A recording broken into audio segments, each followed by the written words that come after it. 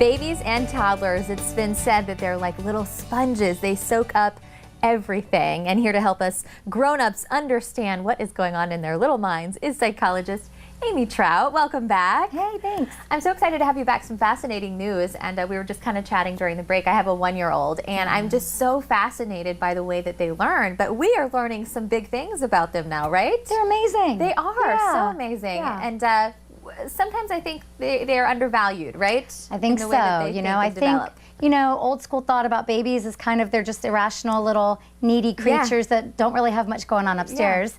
But they do have a lot going on upstairs. They're like constantly learning and processing and absorbing information at a level that really is much more aware than a lot of adults. So what was the research before, and what is the development that we're learning now? So a lot has been done in the last 20 years about babies and their awareness. And what we've learned is babies are just constantly learning, and they're learning very broadly. They're little deductive reasoners. They're experimenting through play and trying to figure the world out, and they're doing a really good job. They actually do better than adults with testing out hypotheses that don't work, like things that don't make sense. They can make sense of them through play. Right.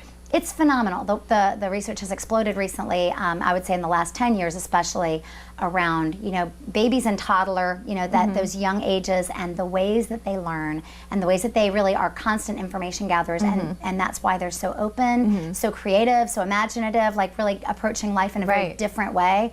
One researcher likened it to like an adult being in a new city, kind of taking in all the sights and sounds, having 3 like double cappuccinos and being in love. Like when your brain is sort of on this overdrive of emotions and flooded.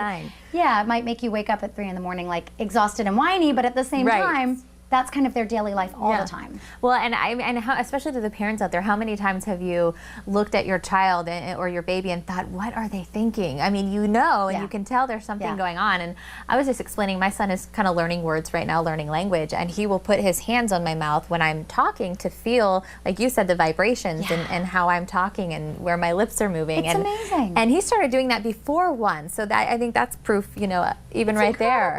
Yeah, they are constantly trying to make sense of things. They found between 15 months and 18 months, in that 3-month time span, there was an experiment done with broccoli and goldfish crackers, and the experimenter pretended with some of the babies that she liked the broccoli. And with the 15-month-old, they didn't care what she pretended, they just kept giving her the goldfish. Like, these are better, we're going to give you what's better.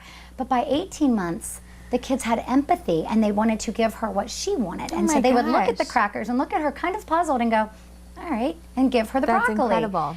Amazing that that's developing in their little brains. And you were the study, I guess, was relating this to the lantern approach, right? Yeah. So babies tend to, if you want to think of it kind of as they come into the world gathering knowledge more like a lantern. So a lantern will sort of brighten up a big area, where adults, the way our brains work and the way we've been trained to think and live, is more like a spotlight. So we look at what's important, what's necessary for that moment, and we take care of it, and then we move on to the next thing and move on to the next thing. A little rigid, not quite as plastic.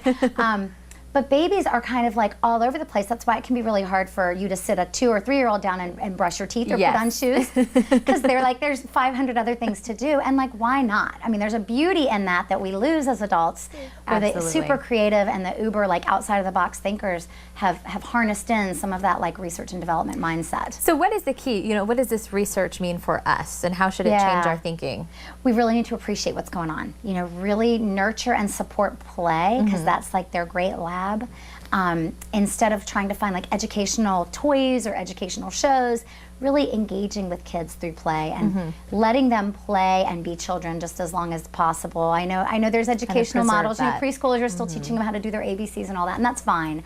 But not to overemphasize that. That will come as the brain develops and as time develops, socially. Those things come. Allow play to exist. If somebody wants to learn more about you and what you do, Amy, what should they do? Sure. Well, they can contact us at Cornerstone Consulting. The number is 239-772-CARE, C-A-R-E.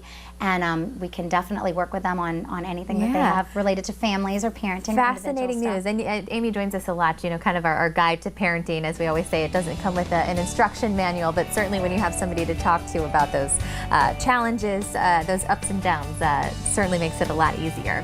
So fascinating news about those babies. I'm really excited. There are much more to those to our little ones than those pinchable cheeks. Oh, yeah. I love them. All right, thank you so much, Amy. Great to have you back. If you'd like more on this segment, head online to our website. We'll have everything right there at fox4morningblend.com.